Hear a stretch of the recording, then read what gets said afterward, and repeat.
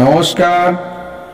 পবিত্র ঈদ উপলক্ষে কবিতা খুশির দিন, রুবেল মিয়া। ঈদুল ফিতর আসছে খুশির দিন, নিত্য নতুন জামা কাপড় কিনবো প্রতিদিন।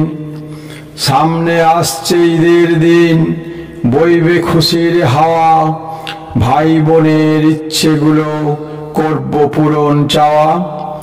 ফুর্তি আনন্দ করব সবাই, নতুন কাপড় পরে মামার বাড়ি যাব সবাই গাড়ি ঘোড়া চড়ে।